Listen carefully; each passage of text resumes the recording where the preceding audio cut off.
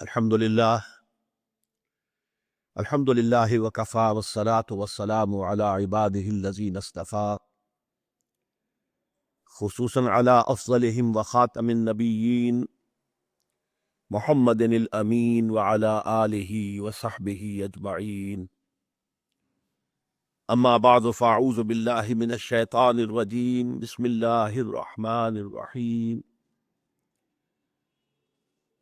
یأمرهم بالمعروف وینہاہم عن المنکر وَيُحِلُّ لَهُمُ الطَّيِّبَاتِ وَيُحَرِّمُ عَلَيْهِمْ الْخَبَائِثَ وَيَضَعُ عَنْهُمْ إِصْرَهُمْ وَالْأَغْلَالَ الَّتِي كَانَتْ عَلَيْهِمْ. صدق اللہ العظیم.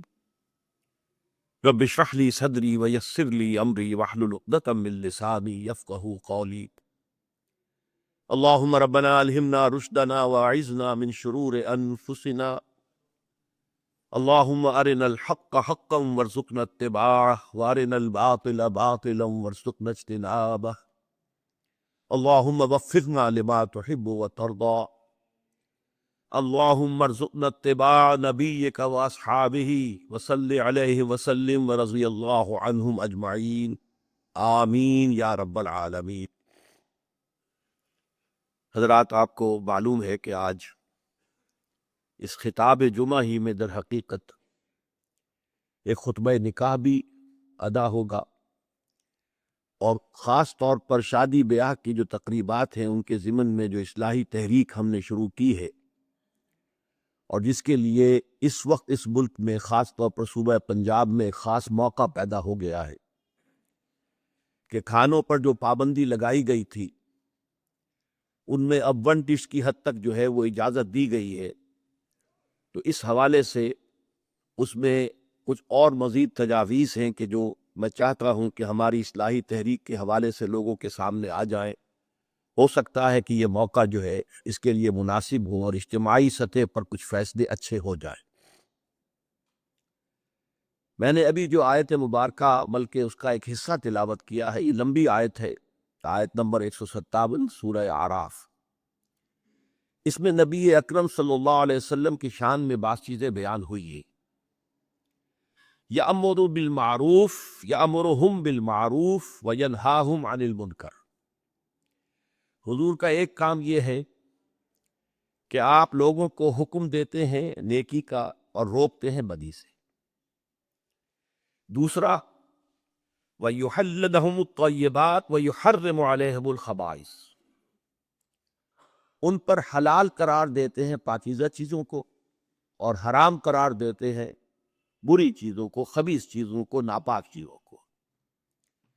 تیسرا فعل، وَيَضَعُ عَنْهُمْ إِصْرَهُمْ وَالْأَغْلَالَ الَّتِي كَانَتْ عَلَيْهِمْ. اور لوگوں پر جو بوجھ لدے ہوئے ہیں اور جو ان کے گردنوں میں طوق پڑے ہوئے ہیں ان سے ان کو آزادی عطا کرتے ہیں.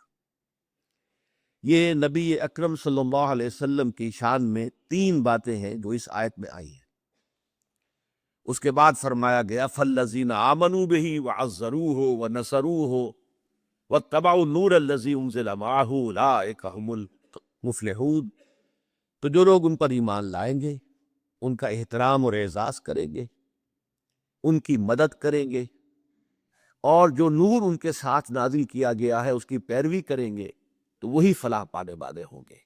اللہم ربنا اجعلنا منہم، اللہم ربنا اجعلنا منہم، آمین یا رب العالمین.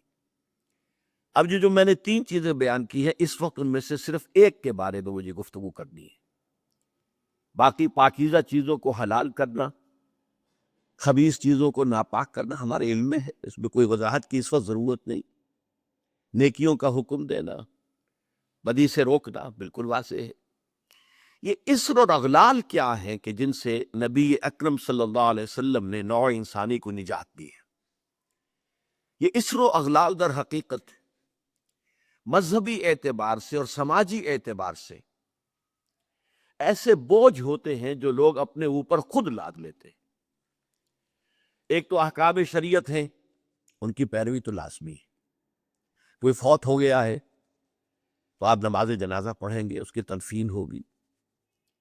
لیکن یہ کہ اب اس پر آپ نے تیجا رکھ لیا، 10واں رکھ لیا، 40واں رکھ لیا، برسی رکھ لی، یہ سب آپ نے اپنے اوپر بوجھ لاکھ لیے۔ یہ خام خواہ کا بوجھ لوگوں کے اوپر، جو دولت والے ہیں ان کو تو کوئی بات نہیں، ان کو تو اپنی دولت کے اظہار کا موقع ملتا ہے، لیکن غریبوں کے لیے بوجھ بن گیا، کسی نہ کسی درجے میں خانہ پوری انہیں کرنی پڑے گی۔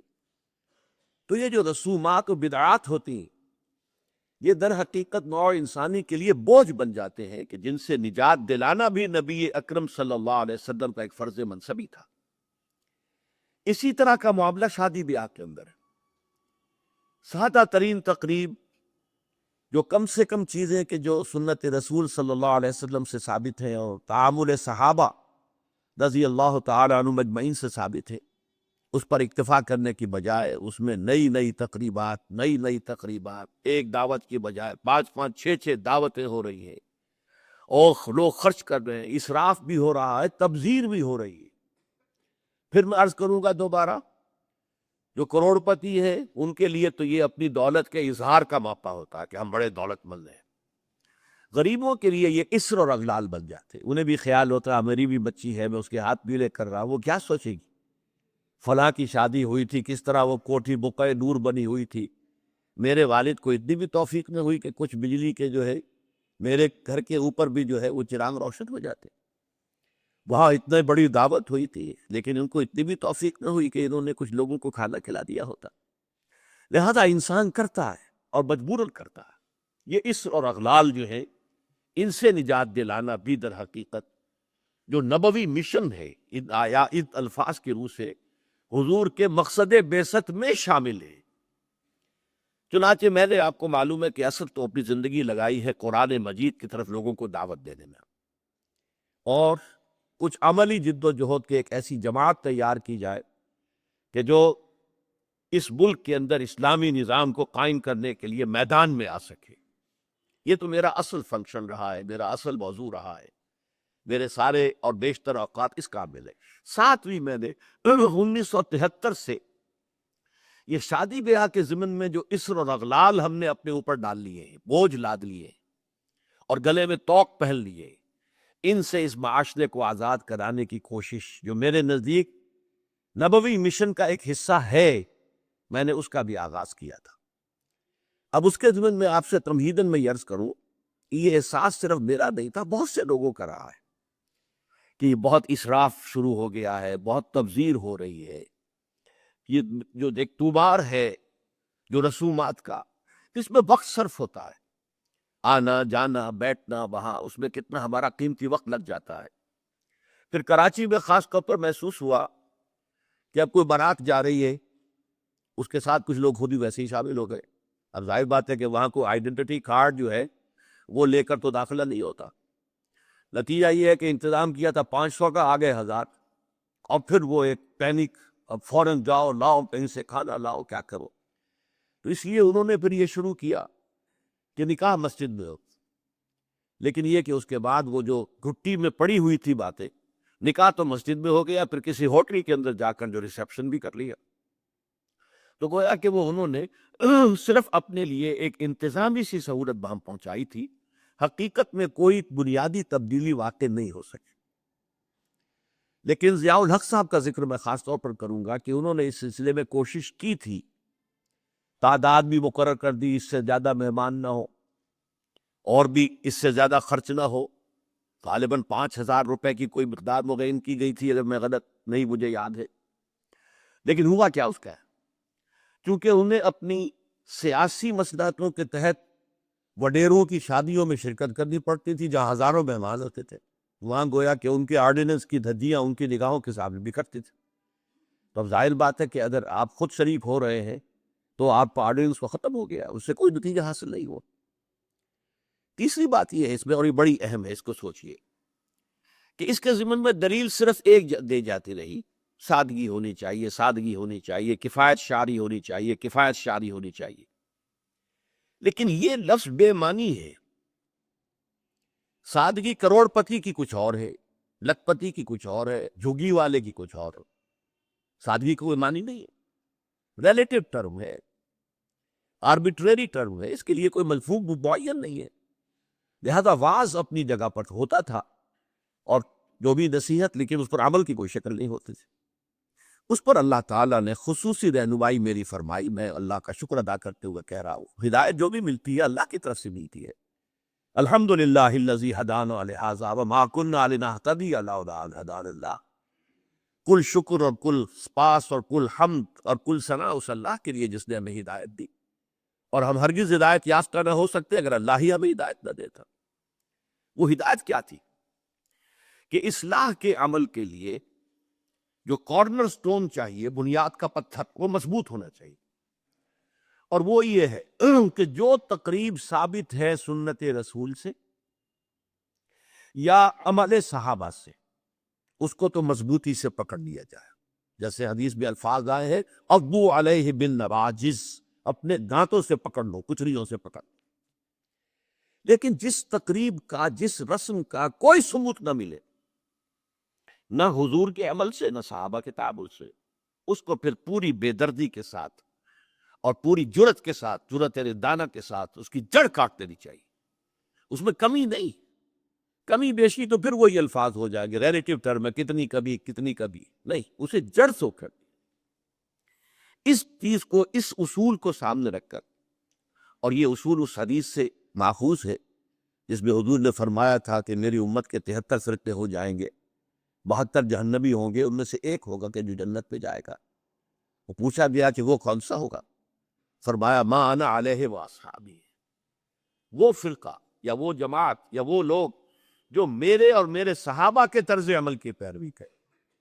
ان کا نام چاہے ایک نہ ہو، ان کا طرز عمل یہ ہو کہ وہ میرے اور میرے صحابہ کی پیروی کریں۔ اسی پر ماخوذ ہے، یہ اسی پر مبنی ہے۔ تو اس کے ضمن میں ہم نے جو اصلاحات تجویز کی ہے، اس میں سب سے پہلی اصلاح یہ ہے کہ نکاح مسجد میں ہونا چاہیے۔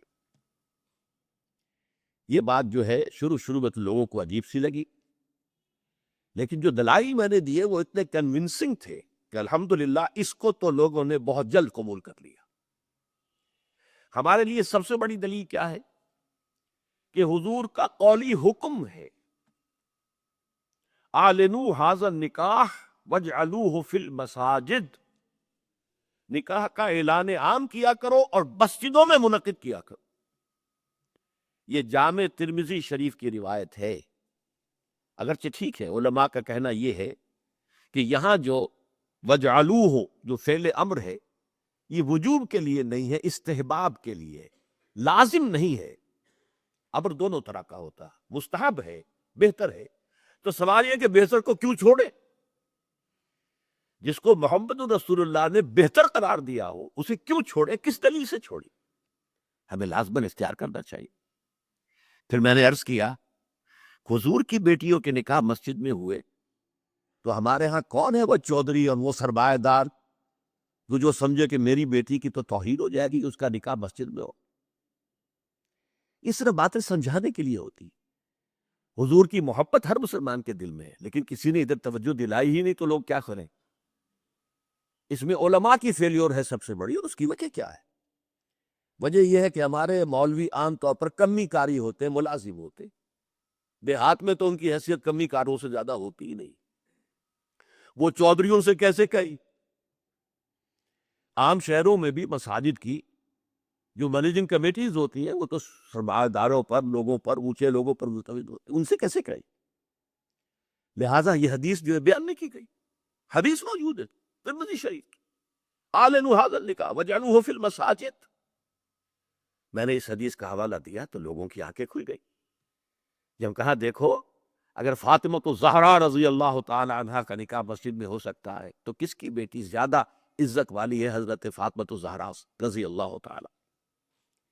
تیسری بات میں نے اور دی دلیل، اور اس میں غیرت کو ابھارا کہ دیکھو عیسائیوں نے اب تک اپنے چرچ اور اپنے پادری کی یہ عزت برقرار رکھی ہے، ان کی شادی چرچ میں ہوگی، کہیں نہیں ہوگی۔ پرنسس ہو، پرنس ہو، وہیں جائے گا۔ اور اس میں مجھے ایک واقعہ یاد آتا ہے، جب شادی ہونے والی تھی پرنس اینڈریو کی، اس کی بیوی کا سارا فرگوسن کا نام تھا، اور وہ ذرا لٹکھٹ قسم کی لڑکی، کیا عورت تھی پوری. تو اس نے یہ کہا تھا، اس کا بیان آیا تھا، I will not say I'm not a timid type of woman. I won't say I will obey him. اس سے مجھے معلوم ہوا کہ ان کے نکاح کے اندر یہ قول بھی ہوتا ہے کہ پادری کے سامنے چرچ میں کھڑے ہو کر، چونکہ ان کے ہاں پردہ نہیں ہے، لڑکا اور لڑکی دونوں آمنے سامنے کھڑے ہو کر ایجاب و قبول کرتے ہیں، اور لڑکی یہ بھی کہتی ہے کہ میں اس کی تابع داری کروں گی. اس نے کہا میں نہیں کہوں گی، یہ کہنا تو پڑا. اس کے بغیر وہ پرنس اینڈریو کی دلہن نہیں بن سکتی تھی. شادی جو ہے وہ تو بہرحال چرچ میں ہوئی. ہمارا مولوی بیچارہ بغل میں دبا کر وہ رجسٹر اور بیٹھا سوکھ رہا ہوتا ہے، بارات تو ابھی آئی نہیں ہے، 2 گھنٹے گزر گئے بیٹھا ہوا. یہ اس کی حیثیت ہے ملازم کی. یہ وجہ ہے. اب جب اس سے بھی غیرت جاگی لوگوں کی، ہاں واقعی بات صحیح ہے، عیسائیوں کے ہاں اگر ابھی تک چرچ کا یہ مقام ہے اور پادری کی عزت ہے. چوتھی دلیل میں نے اور دی. دیکھو نکاح سے کیا ہوتا ہے کہ ہمارے اس معاشرے میں ایک نئے خاندان کی بنیاد پڑتی ہے. اس کے لیے دعا کرنا، خیر برکت بھلائی سعادت، یہ اس نکاح کا جز ہوتا ہے. لکھتے بھی ہے کہ دعا میں شریک ہو. اب ظاہر بات ہے کہ دعا کا ماحول آپ نے باہر جو ہے بڑے قالین بچھا لیے قیمتی، اور ان کو قیمتی صوفے رکھ لیے اور بڑے سنہری قسم کے شامیانے لگا لیے، لیکن وہاں پر ماحول کیا ہوتا ہے؟ سگریٹیں پی رہے، دھواں سگریٹوں کا، کہتے لگ رہے ہیں، غیبتیں ہو رہی ہیں، اور یہ کہ کوئی بھانڈ آ گئے ہیں، فوش کوئی کر رہے ہیں.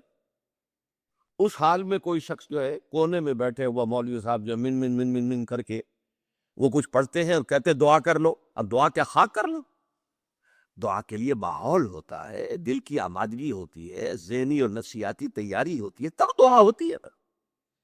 یہ ماحول ہمارا، اس میں ہم نماز کے لیے جمع ہوئے ہیں، جمعے کے لیے جمع ہوئے ہیں، مسجد ہے، پاک ماحول ہے، لوگ اپنے اپنی حد تک اچھے کپڑے پہن کے آئے ہیں، اور اس کے اندر عطر بھی لگایا ہے. حضور کی سنتیں ہیں یہ. اس طرح جمعے کی تیاری کیا کرو. اس ماحول کے اندر کوئی دھواں نہیں ہے سگریٹ کا، کوئی قہقہ نہیں ہے، کوئی غیبتیں نہیں ہو رہی ہے، کوئی بکواس نہیں ہو رہی ہے. یہاں دعا کا ماحول ہے. تو یہ 4 دلیلیں ایسی تھی کہ جو قاطع تھی اور ہے الحمدللہ. تو پہلی بات کہ مسجد کے اندر نکاح کی محفل منعقد کی جائے، اس کے لیے میں سمجھتا ہوں کہ ذرا سی تعلیم اور تلقین اگر ہو جائے، اور اگر حکومت کی سطح پر یہ کام ہو. ابھی تک تو یہ میں انفرادی طور پر ہو چکے ہیں، ہم اس کو 30 برس میں نے جدوجہد کی ہے، ہماری تحریک کے تحت ہوئی ہے. اگر کہیں یہ سرکاری سطح پر، حکومت کی سطح پر ہو جائے تو یقیناً یہ ہے، میں کہتا رہا ہوں کہ بھئی برادریوں کے سطح پر فیصلہ کرو چلو، لیکن سرکاری سطح پر ہو جائے تو کیا کہ ہوئے. نمبر 2، شادی کے موقع پر لڑکی والوں کی طرف سے کسی دعوت کا کوئی ثبوت نہیں، بلکہ اصل میں تو اصول سمجھ لیجئے، فلسفی کیا ہے اسلام کی. شادی کے معاملے میں لڑکی والوں پر کوئی بوجھ نہیں آنا چاہیے. سارا خرچہ لڑکے کے. اب آپ غور کیجئے، شادی لڑکے کی ضرورت بھی ہے، لڑکی کی ضرورت بھی ہے. لڑکے کی زندگی بھی نامکمل ہے بیوی کے بغیر، لڑکی کی زندگی بھی نامکمل ہے شوہر کے بغیر. دونوں کی برابر ضرورت. لیکن مرد مہر دیتا ہے، عورت مہر لیتی ہے. کیوں؟ مرد کی قوامیت، اور یہ علامت ہے کہ مرد طالب ہے، عورت مطلوب ہے. یہ مہر کوئی قیمت نہیں ہے. بعض اوقات بعض نکاح ساں کہہ دیتے بعوض اتنے مہر کے میں نکاح میں دیتا ہوں، بڑا غلط لفظ ہے. بس مہر کا اعلان کیا جا، اتنا مہر ہے، بعوض نہیں. یہ کوئی اس کی قیمت نہیں ہے، یہ کوئی خریداری نہیں ہو رہی ہے، لیکن یہ ہے کہ علاوت ہے، ٹوکن ہے.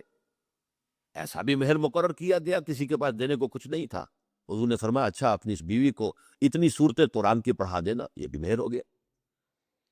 تو یہ چیز ہے کہ طالب ہے لڑکا، اور اس کا گھر آباد ہونا ہے. لڑکی کا معاملہ جو ہے وہ اس کے برعکس ہے. اس پر کوئی بوجھ نہیں آنا چاہیے. اس کے ماں باپ نے پال پوس کر تمہارے حوالے کر دی، شرم کرو کہ اس کے بعد تمہیں کچھ مزید چاہیے اس سے بڑی بات کیا؟ لہذا لڑکی والوں کی طرف سے دعوت طعام کا کوئی ثبوت نہیں، اس کی جڑ کٹنی چاہیے، زیرو، کوئی مشروب بھی نہیں، کوئی اور نہیں۔ بلکہ آپ کو معلوم ہے نکاح کی محفل میں چھوارے کون لے کے آتا ہے؟ لڑکے والے۔ اور پھر پلاؤ بتنجن کس سے کھاتے ہیں؟ ذرا دیکھیے کس قدر یہ مزہ کا خیز صورت ہے۔ فرض کیجئے گئے ہیں آپ کسی کے گھر پر جا کر، لڑکی کے گھر پر جا کر نکاح ہو رہا، نکاح ہو گیا، اب چھوارے جو ہے لڑکے والوں کی طرف سے، اور اس کے بعد دعوت ہو رہی ہے، پلاؤ بتنجن بریانی کس کی طرف سے؟ لڑکیوں کو۔ عقل کے ناخن لوگ، تو کیا چھوارے نہیں وہ بانٹ سکتا تھا جس نے تمہیں پلاؤ کھلایا؟ یہ کیوں ہے؟ اس کو سمجھیے۔ ہمارے ہاں دو تہذیبیں گڈمڈ ہو گئی، ایک اسلامی تہذیب اور اس کا تقاضا، ایک ہماری جو پرانی ہندوانہ تہذیب ہے اس کے اثرات چل رہے۔ ہماری تہذیب کا یہ ہے کہ لڑکا خرچ کرے گا اور وہ چھوارے لے کر آئے گا۔ ہندوانہ تہذیب ہے یہ دعوت لڑکی والوں کی طرف سے، یہ ہماری نہیں۔ اور اس کے لیے میں لطیفہ آپ کو سنا دوں، یہ جو میوات کا علاقہ تھا جہاں سے کہ یہ تبلیغی جماعت شروع ہوئی ہے، بڑا کام کیا انہوں نے، شدھی کی تحریک، چونکہ ہندوؤں نے اسے ٹارگٹ کر لیا تھا اس علاقے، وہاں حال یہ تھا کہ کبھی کوئی بزرگ کسی کے ایمان لے آئے تھے، تربیت ہوئی نہیں، تعلیم ہوئی نہیں، تو کہنے کو مسلمان تھے، نام بھی آدھے ہندو آدھے مسلمان، نام بھی ایسے ہوتے تھے۔ اب ان کے ہاں جب شادی ہوتی تھی تو ایک تو مولوی جی، وہ مولوی کہتے ہیں، مولوی نہیں، مولوی جی نے آ کے بول پڑھا دیے، نکاح ہو گیا۔ پر اطمینان نہیں ہوتا تھا کہ یہ صرف بول سے میں نے قبول کیا، یہ بندر بن گیا نہیں۔ پھر پھیرے ڈلواتے تھے، لڑکے کی چادر لڑکی کی چادر میں گرا باندھو اور سب کے سامنے 7 چکر لگواؤ تو پتہ لگے گا کہ واقعی عقد کہتے ہیں، گرا کو عقدہ گرا کہتے ہیں نا، عقد گرا۔ یہ جو نکاح کی گرہ بندی ہے یہ اس طرح پکی ہوگی کہ پہلے مولوی جی بول پڑھا دے اور پھر جو ہے پھیرے ڈلوا دیے۔ تو ہمارے ہاں یہ چھوارے تو مولوی جی والی تہذیب ہے، اور پھر اس کے بعد دعوت جو ہے یہ ہندوانہ تہذیب ہے، یہ وہ پھیرے ہیں۔ کوئی ثابت نہیں ہے، اس کی جڑ کاٹی جائے، کمی نہیں، جڑ کاٹی۔ پھر میں کہوں گا کمی بیشی جو ہے یہ پھر وہ ریلیٹو ٹرمز ہو جاتی، تو جہاں انگلی رکھنے کی جگہ ہوگی وہاں پورا ہاتھ اور کوچا رکھ دیا جائے، جڑ کھاتی۔ یہ دوسری ہم نے تجویز پیش کی، نتیجہ کیا نکلا؟ ان دو کو جمع کیجئے، لڑکی کے گھر پر کوئی فنکشن ہے ہی نہیں، جانبین مسجد میں جمع ہوئے، یہ لڑکے والے بیٹھے ہیں، وہ لڑکی والے بیٹھے ہیں، دونوں یہاں ہیں۔ ان کے یہاں کی خواتین بھی یہاں عمدہ ہوں گی، ہمارے یہاں اب خواتین ہال ہے، مسجد میں آئے، نکاح ہوا، اپنے اپنے گھروں کو جا، کوئی تکلیف۔ اس کا نتیجہ کیا نکلا کہ جسے آپ جنج کہتے ہیں، بارات، اس کا تصور زیرو ہو گیا۔ اسلام میں بارات کا کوئی تصور نہیں، سیرا بندی کی کوئی تقریب نہیں، ہندوانہ تقریبات۔ بارات کے لیے عربی میں کوئی لفظ ہی نہیں ہے، قرآن اور حدیث میں کیا ہوگا؟ عربی میں نہیں ہے، کوئی لفظ نہیں،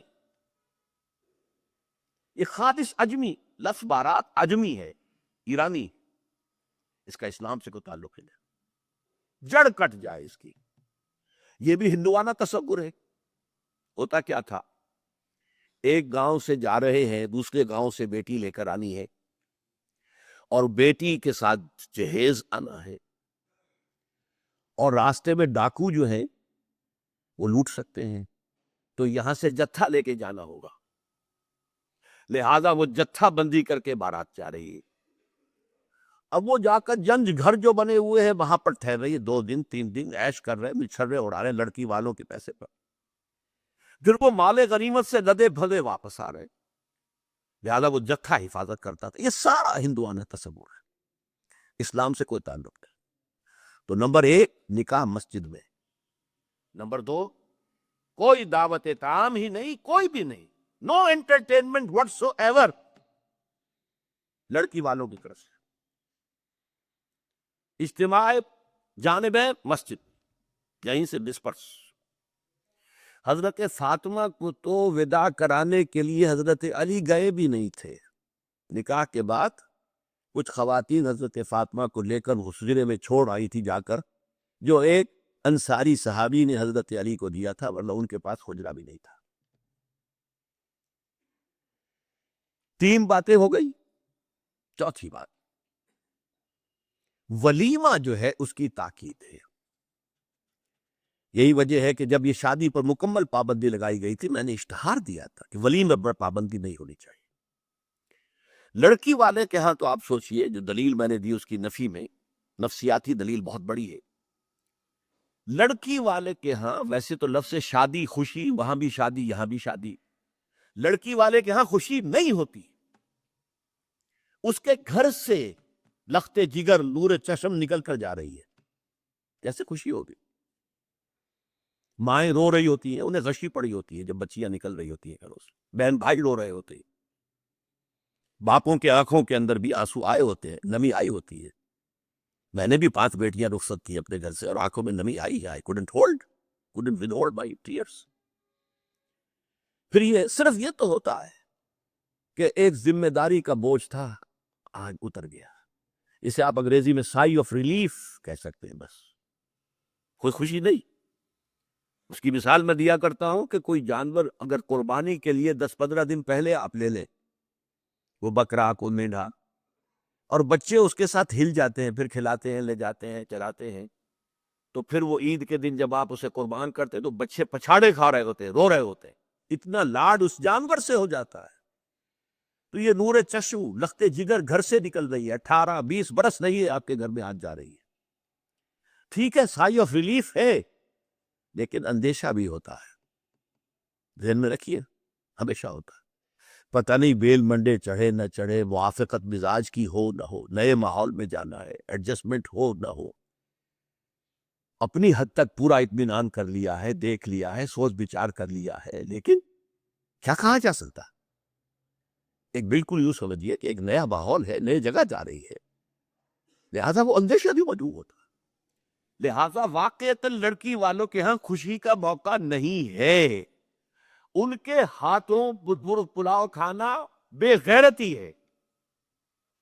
ہاں، لڑکے والے کے ہاں خوشی ہے، اس کا گھر آباد ہوا، اور اسے حکم دیا حضور نے، اولنو ولو بشاۃ، ولیمہ ضرور کرو، چاہے تمہارے پاس ایک ہی بکری ہو.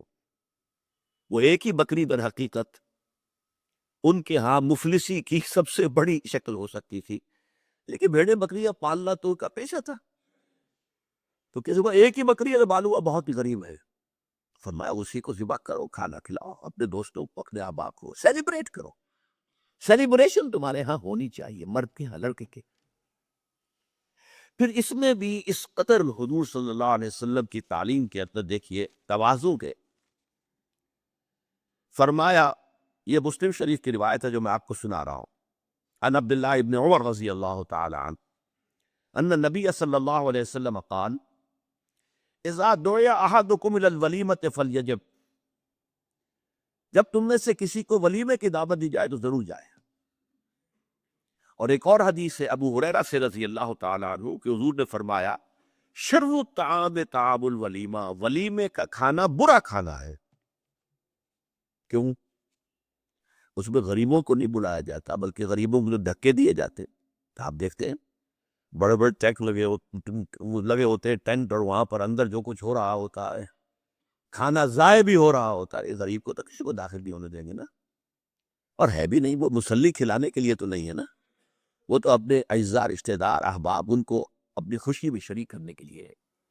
تو حضور نے فرمایا شر الطعام طعام الولیمہ، لیکن اس کے باوجود من لم یجب الدعوہ فقد عصی اللہ ورسولہ، جو شخص ولیمے کی دعوت قبول نہیں کرے گا اس نے گویا کہ اللہ اور اس کے رسول کی نافرمانی کی.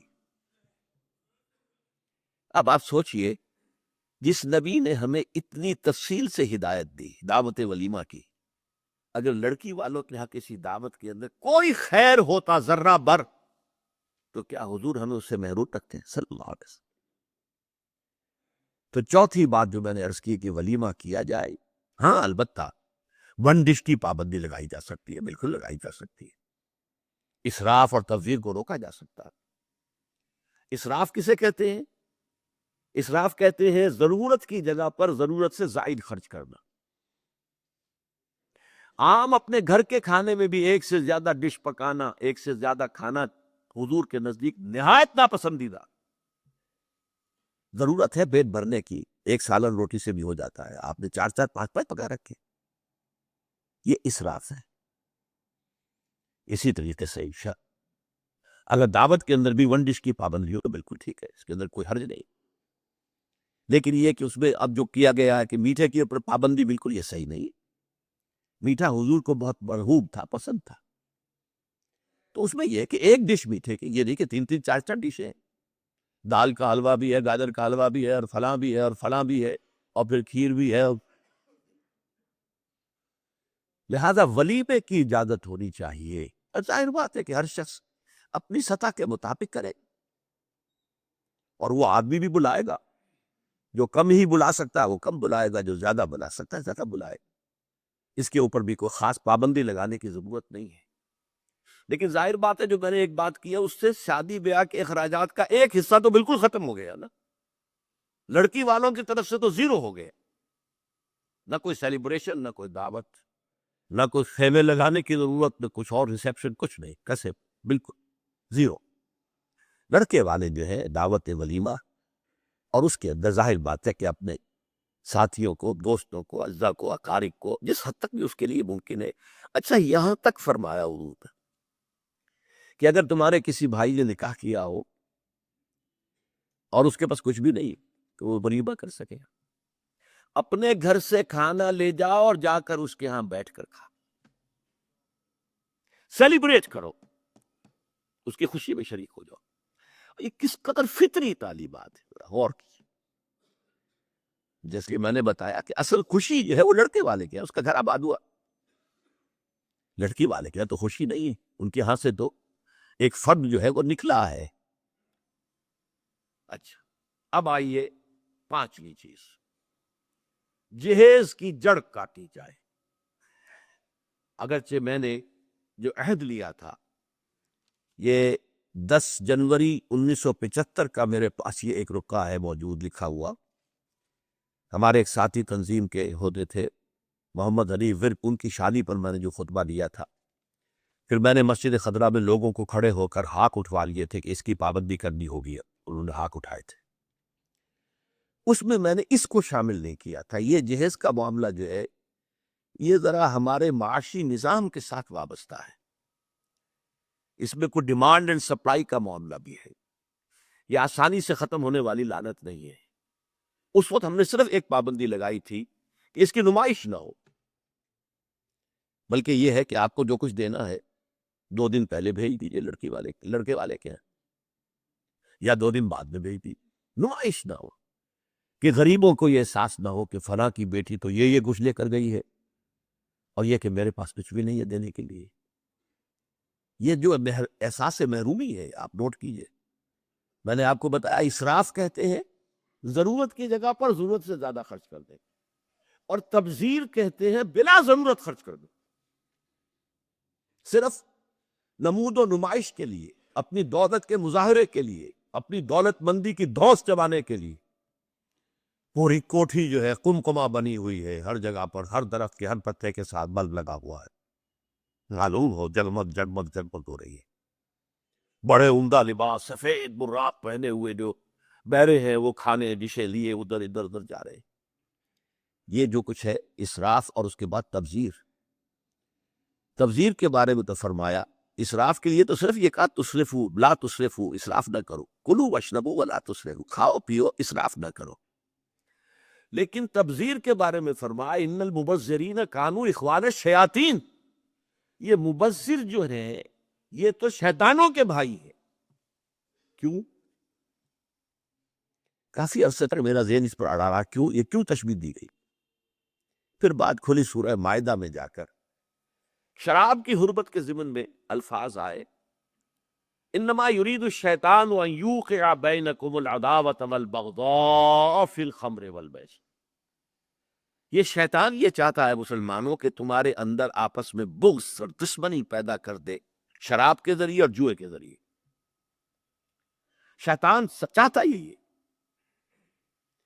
اس شیطان کا حربہ لوگوں کے دلوں کو پھاڑ دینا، کلاس کانشسنس پیدا کر دینا، محرومین اور مترفین کے علیحدہ کرتے ہو جائے، اور پھر لڑیں گے، ٹکرائیں گے پھر وہ۔ اور یہی کام اس میں ہے، جس گھر میں لڑکی کی شادی پر اس طریقے سے پیسہ جو ہے بہایا جا رہا ہے بانی کی طرح، وہاں کوئی شوفر بھی ہے، ان کا ڈرائیور، کوئی پہرے دار بھی ہے، کوئی خانسامہ بھی ہے، اس کی بیٹی بیٹھی ہوئی ہے، بوڑھی ہو رہی ہے، وہ ہاتھ بھی لے نہیں کر سکتا۔ اس کے دل کے جذبات کیا ہوں گے اس وقت؟ کیا یہ اور میں بھائی ہیں آپس میں؟ انما المومنون اخوۃ، یہ واز کہنے کی بات ہے، یہ سب ڈھکوسلے ہیں۔ انما المومنون اخوۃ، ہم بھائی ہیں۔ میری بیٹی بوڑھی ہو رہی ہے، ہاتھ بھی لے نہیں کر سکتا، اور ان کے ہاں دولت جو ہے وہ پانی کی طرح بہ رہی۔ یہ دل پھٹ گئے کہ نہیں؟ یہ طبقاتی شعور ابھرا کہ نہیں؟ ان یوقع بینکم العداوۃ والبغضاء فی الخمر والمیسر، عداوت اور بغض اور دشمنی پیدا کر دی۔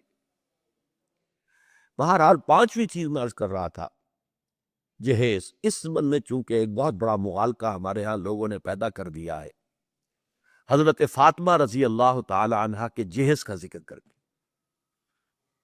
اسلام میں قطعاً کسی جہیز کا کوئی تصور نہیں، جو میں کہہ چکا ہوں، فلسفہ یہ ہے، لڑکی والے پر کوئی ایک پیسے کا بوجھ نہیں آنا چاہیے۔ حضرت فاطمہ کے جہیز کا معاملہ کیا تھا کہ ان کی شادی اس اعتبار سے یونیک تھی کہ لڑکی کے والد حضور اور لڑکے کے ولی حضور، حضرت علی کا اور کون تھا وہاں؟ اب حضور نے پوچھا، علی تمہارے پاس کچھ ہے مہر دینے کو؟ مہر تو دینا ہوگا نا، مہر تو لازم۔ انہوں نے صاف ہاتھ چھاڑ دیے اپنے کہ میرے پاس تو کچھ بھی نہیں ہے۔ تو فقراء صحابہ میں سے تھے، جیسا کہ میں نے آپ کو بتایا ابھی، ان کے پاس تو گھر پہ نہیں تھا، حجرہ بھی ایک انصاری صحابی نے انہیں دیا ہے کہ یہاں آپ اپنی بیوی کو رخصت کرا کے لے آئے۔ کہ میرے پاس تو کچھ نہیں۔ فرمایا تمہارے پاس ایک زرہ ہوتی تھی؟ کہ جی ہاں زرہ تو ہے۔ انہوں نے کہا، اصل میں سمجھا کہ زرہ تو ایک ہتھیار ہے، جہاد کے لیے ہے، وہ کوئی دولت تو نہیں ہے۔ آپ نے فرمایا جاؤ اسے بیچو یا گروی رکھو، قرض لے کے آؤ، لیکن مہر تو دینا۔ وہ گئے اپنی زرہ لے کر بازار میں، آواز لگائی، حضرت عثمان نے خرید لیا، 30 دینار یا درہم جو بھی ہے، اس میں رقم کا میں یقین سے نہیں کہہ سکتا، اور بعد نے پھر واپس کر دی۔ اس وقت اگر ویسے ہی دیتے 30 دینار یا 30 درہم، تو حضرت علی کی جو غیرت ہے، خودی ہے، اس پر بوجھ پڑتا کہ اس نے مجھے خیرات دی ہے۔ اس وقت تو خرید لی تاکہ کوئی بوجھ نہ ہو۔ میں نے زرہ بیچی ہے، پیسے لیے، بعد میں واپس کر دی ہدیہ تک کہ یہ آپ کی زرہ واپس۔ وہ لا کے حضور کے سامنے پیسے رکھ دیے گئے۔ حضور نے کچھ تو گھر کے اندر بھجوائے کہ فاطمہ کے لیے وہ خوشبو کو تیاری، کوئی اچھے کپڑے کو بنائے، اور باقی سے وہ سامان بنا دیا۔ ایک گدا جس میں کھجور کی چھال بنی ہوئی تھی، 2 تکیے کھجور کی چھال کے، ایک مشکیزہ پانی لانے کے لیے کنویں سے، ایک چکی جو یا گندم جو بھی ہوگی پیس لیے، 1-2 بالوئی سے برتن، بس یہ ہے جہیز۔ اور یہ حضرت علی نے جو مہر کی رقم پیش کی تھی، اس میں سے حضور نے بنا کر دیا۔ وہ رقم جو ہے حضرت فاطمہ کا حق تھا نا، مہر تو لڑکی کا حق ہے، اسی کے گھر کا سامان بنا لی۔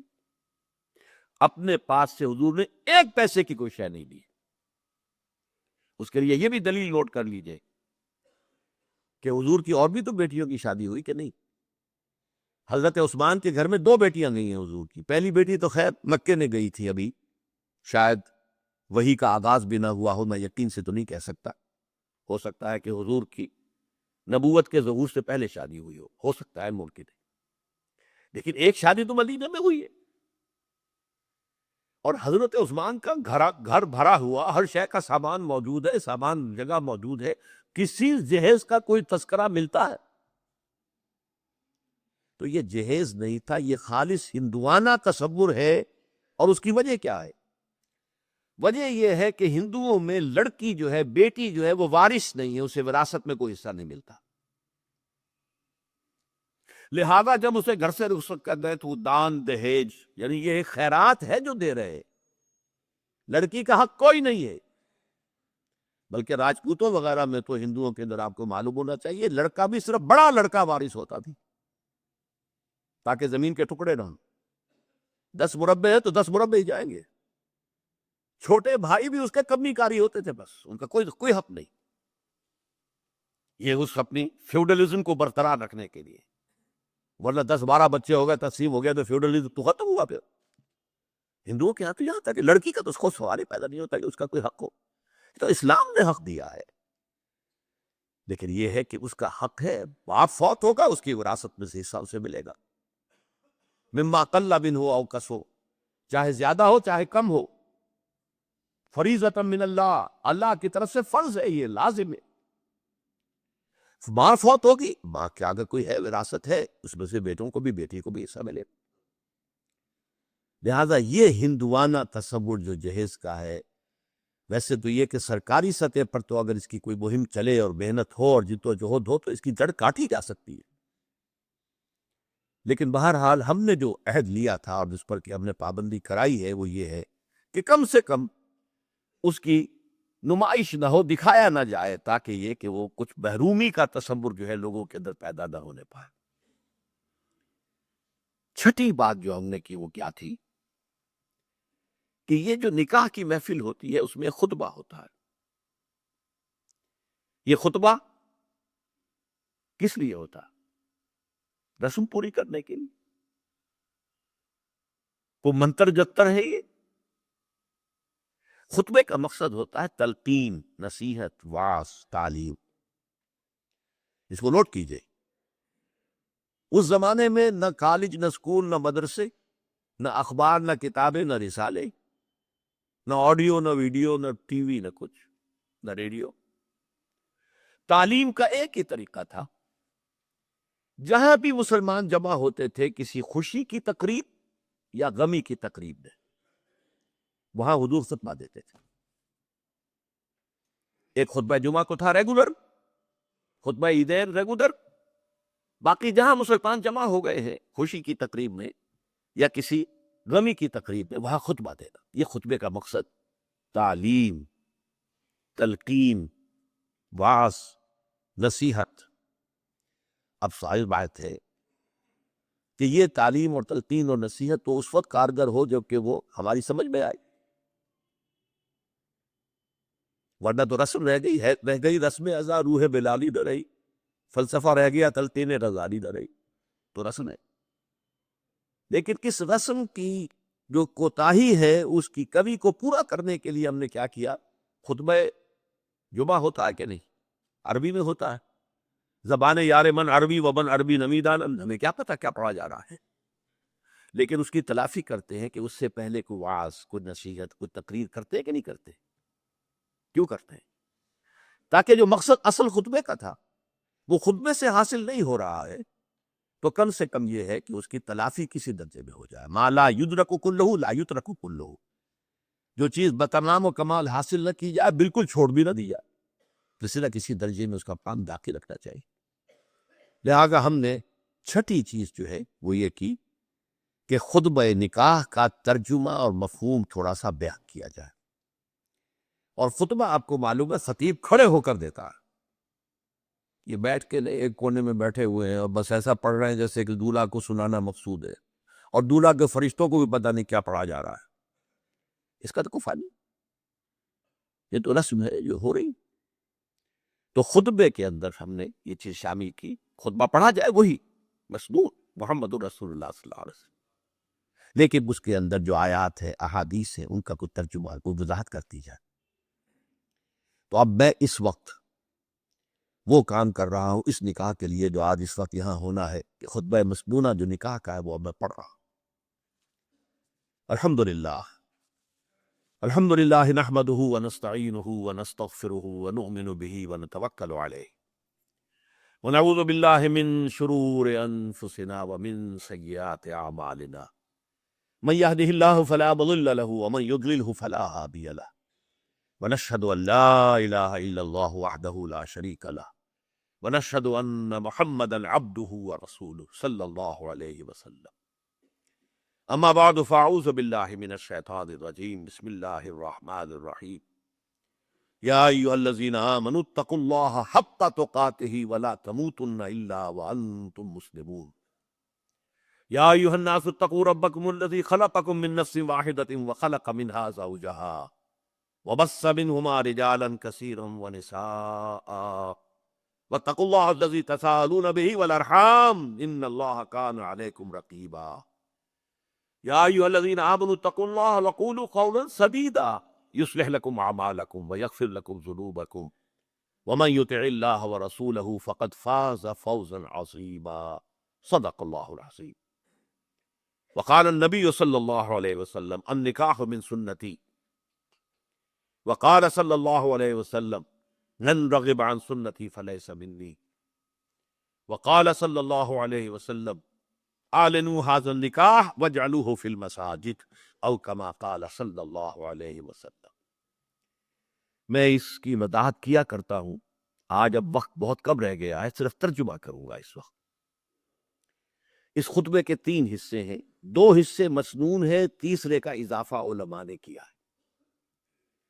پہلا مسنون حصہ وہ ہے جو حضور ہر خطبے میں پڑھتے تھے، خطبہ جمعہ، خطبہ عید، کہیں لشکر بھیج رہے ہیں تو خطبہ دے رہے ہیں تو اس میں بھی، اور وہ در حقیقت ہمارے ایمان اور اسلام کا خلاصہ ہے کہ گویا کہ تجدید ایمان اور تجدید اسلام ہم کر رہے ہیں، جبکہ وہ خطبہ محفل میں پڑھا گیا۔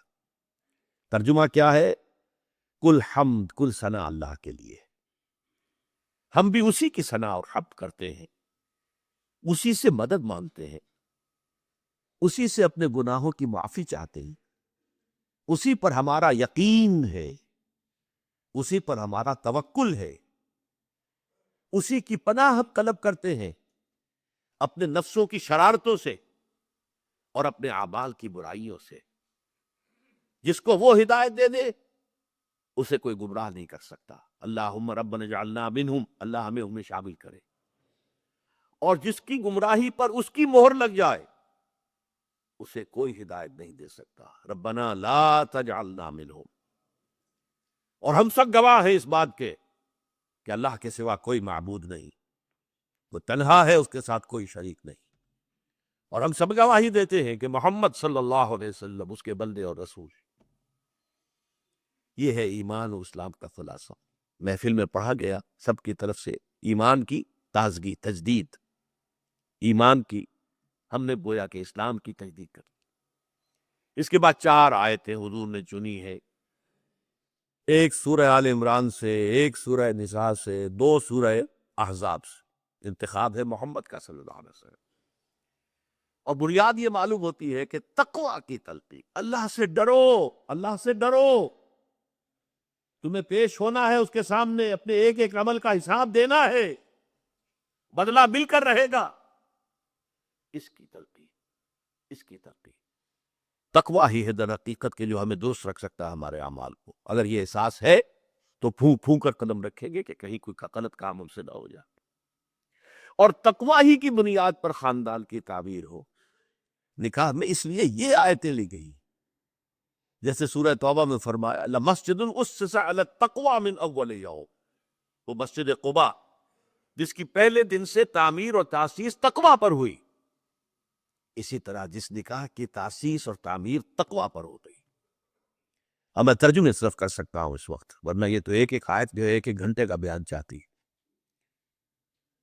اہل ایمان اللہ کا تقویٰ اختیار کرو جتنا کہ اس کے تقویٰ کا حق ہے، اور دیکھنا موت نہ آنے پائے مگر فرما برداری کی حالت میں، کوئی لمحہ نافرمانی میں نہ گزرے مبادا اسی لمحے موت کا ظالم پنجہ آ کر تمہیں دبوچ لے۔ دوسری آیت، اے لوگو اپنے اس رب کا تقوی اختیار کرو جس نے تمہیں ایک جان سے بنایا، اسی سے اس کا جوڑا بنایا، آدم اور حوا، اور ان دونوں سے کثیر تعداد میں مردوں اور عورتوں کو زمین میں پھیلا دیا۔ دیکھیے کس قدر مناسبت ہے، آج پھر آدم کا ایک بیٹا، حوا کی ایک بیٹی، اسی رشتے میں منسلک ہو رہے، ان سے بھی آگے نسل چلے گی۔ آج جو 6 بلین ہیومن بینگز ہیں، مین اینڈ ویمن، وہ کون ہے؟ سب آدم اور حوا کی اولاد ہے کہ نہیں؟ لیکن دوبارہ فرمایا واتقوا اللہ، دیکھو دوبارہ سن لو، اللہ کا تقوی اختیار کرو، الذی تساءلون بہ، جس کا کہ تم ایک دوسرے کو واسطہ دیتے ہو۔ فقیر بھی مانگتا ہے تو اللہ کے نام پر، کہیں جھگڑے نہ چک رہے ہوں کسی طریقے سے، آخر میں واسطہ اللہ کا واسطہ پائیے، اللہ کا نام مانو، ٹھیک کرو بات دے، جس کا واسطہ دینا ہے اس کے حکم پر عمل بھی تو کرو۔ والارحام، رحمی رشتوں کا لحاظ رکھو، قطع رحمی نہ ہو، صلہ رحمی ہونی چاہیے۔ اللہ تعالیٰ تم پر نگران ہے، تمہارے ایک ایک عمل کو دیکھ رہا ہے۔ 2 آیتیں سورہ احزاب کی۔ اہل ایمان اللہ کا تقوی اختیار کرو، اور زبان سے وہی بات نکالو جو درست و سیدھی، یہ بھی زبان کا تقوی ہو گیا، پہلے بولو، پہلے تولو پھر بولو، ایک ایک حرف کی جواب دہی کرنی ہوگی اللہ کے ہاں۔ تم نے یہ بات کہہ دی تھی، Did you have the right to say it؟ حق تھا تمہارا، لہذا زبان کو پکڑو، اور اگر دل میں تقوی اور زبان کنٹرول میں آ گئی تو یہ تمہارے سارے اللہ اعمال اللہ درست کر دے گا، اور پھر بھی اگر کوئی خطا ہو گئی، غلطی ہو گئی تو اللہ معاف فرما دے گا، اور جو اللہ اور اس کے رسول کی اطاعت پر کاربند ہو گیا اس نے تو بہت بڑی کامیابی حاصل کر لی۔ اللہم ربنا اجعلنا منہم، اللہم ربنا اجعلنا منہم۔ حضور کا خطبہ تو یہاں ختم ہو گیا۔ اب حدیثیں عام طور پر 2 پڑھی جاتی ہیں، میں نے 3 کر دی۔ پہلی حدیث النکاح من سنتی، شادی کی ترغیب ہے، تجرد کے خلاف۔ یہ جو بعض مذاہب میں ہے کہ شادی نہ کرنا جو ہے یہ گویا کہ اعلیٰ روحانی زندگی ہے، نہ، یہ لا رغبانیت فی الاسلام، فطرت کے تقاضوں کے خلاف نہ چلو، جائز راستے سے اپنی فطرت کے تقاضے کو پورا کرو۔ النکاح من سنتی۔ دوسری حدیث ہے من رغب عن سنتی فلیس منی، جس کو میری سنت پسند نہیں ہے تو اس کا مجھ سے کوئی تعلق نہیں، وہ نہ سمجھے اپنے آپ کو کہ میں امتی ہوں محمد کا صلی اللہ علیہ وسلم۔ اور یہ سنت پوری زندگی میں حضور کے طرز عمل کی پیروی کا نام ہے۔ سنتیں چھوٹی بھی ہیں، بڑی بھی ہیں۔ چھوٹیوں میں سب سے بڑی، نوٹ کر لیجیے میرے الفاظ، داڑھی کی سنت ہے، چھوٹی سنت ہے، ان میں سب سے بڑی ہے۔ یہ بھی سنت ہے کہ مسجد میں داخل ہو تو داہنا پاؤں آگے آئے، بایاں نہ آئے، بعد میں بایاں آئے، یہ بھی سنت۔ چھوٹی سنتوں میں سب سے بڑی ہے داڑھی کی سنت۔ البتہ بڑی سنت کیا ہے؟ حضور نے وحی کے آغاز کے بعد سے لے کر اس حیات دنیاوی کے آخری سانس تک 2 کام کیے، اللہ کے دین کی دعوت و تبلیغ، اور اللہ کے دین کو قائم کرنے کے لیے جہاد اور قتال۔ یہ ہے بڑی سنت، سب سے بڑی سنت، سب سے بڑی سنت، سب سے بڑی سنت۔ جیسے آج کل آپ کہتے ہیں macro economics and micro economics, تو میکرو سننا تو یہ ہے دین کی دعوت و تبلیغ اور اللہ کے دین کو قائم کرنے کے لیے جہاد و قتال۔ تیسری حدیث جو ہے جس پر عمل ہو ہی رہا ہے، اعلنوا ھذا النکاح واجعلوہ فی المساجد، نکاح کا اعلان عام کیا کرو، مسجدوں میں منعقد کیا کرو۔ اب میں چاہتا ہوں کہ بس نکاح کیا ہے یہ بھی سمجھ لیجئے۔ ایک لڑکے اور ایک لڑکی کے مابین ایک معاہدہ ہے۔ عیسائیوں میں آپ کو معلوم ہے لڑکا لڑکی دونوں سامنے کھڑے ہوتے ہیں، اس لیے کہ ان کے ہاں پردہ نہیں ہے۔ ہمارے ہاں پردہ ہے، تو چاہے آپ نے لڑکی کے گھر جا کر نکاح کیا ہو، لڑکی محفل میں تو نہیں ہوتی نا، لہذا لڑکی کا ایک وکیل ہوتا ہے جو اجازت لے کر آتا ہے، اور 2 گواہ اس کے ہوتے ہیں کہ اس نے اجازت حاصل کر لی ہے واقعتاً۔ گویا کہ لڑکا اصالتاً حاضر ہے، یہ عدالت ہے، اس وقت ایک عدالت کے سامنے یہ معاہدہ ہو رہا ہے، تو لڑکا اصالتاً موجود، لڑکی وکالتاً موجود ہے اس وقت پوٹینشلی، اپنے وکیل کے ذریعے سے۔ وکیل جو ہے اجازت دیتا ہے نکاح خواہ کو، یا تو وہ خود ہی نکاح پڑھا دے، ٹھیک ہے، ورنہ وہ اجازت دیتا ہے کسی کو، جو اتھارٹی اس کے پاس ہے، جو لے کر آیا اجازت، وہ کہتا ہے کسی کو، اور وہ ہے تجویز کرتا ہے، پیشکش کرتا ہے، لڑکا قبول کر لیتا ہے، اللہ اللہ خیر صلی اللہ۔ عزیزم محمد عمران، اب آپ کھڑے ہو جائیں and face the audience، ادھر آتے ہیں۔ عزیزم محمد عمران اکرام ول محمد اکرام، میں عزیزہ آمنہ یونس بنت محمد یونس کو ان کے وکیل اور چچا محمد مبشر کی اجازت سے آپ کے نکاح میں دیتا ہوں، مہر 20,000 روپے مالیت کے طلائی زیورات کی شکل میں کل کا کل اسی وقت ادا ہو جائے گا۔ آپ نے قبول کیا؟ قبول کیا۔ الحمدللہ۔ دوبارہ سن لیجئے، محمد عمران اکرام ول Muhammad Ikram, Super Town Walton road, Lahore cantt. میں نے عزیزہ آمنہ یونس بنت محمد یونس کو ان کے چچا اور وکیل محمد مبشر کی اجازت سے آپ کے نکاح میں دیا، مہر 20,000 روپے مالیت کے طلائی زیورات کی شکل میں کل کا کل اسی وقت ادا ہو جائے گا۔ آپ نے قبول کیا؟ قبول کیا۔ الحمدللہ۔ بیٹھیے، اب دعا مانگ لیجیے۔ الحمدللہ الذی ہدانا لہذا وما کنا لنہتدی لولا ان ہدانا اللہ۔ کل حمد، کل سپاس، کل ثنا، کل تعریف اللہ کے لیے ہے جس نے ہمیں ہدایت عطا فرمائی۔ ہم ہرگز ہدایت یافتہ نہ ہو سکتے اگر اللہ ہی ہمیں ہدایت نہ دیتا۔ ربنا لا تزغ قلوبنا بعد اذ ہدیتنا وہب لنا من لدنک رحمہ انک انت الوہاب۔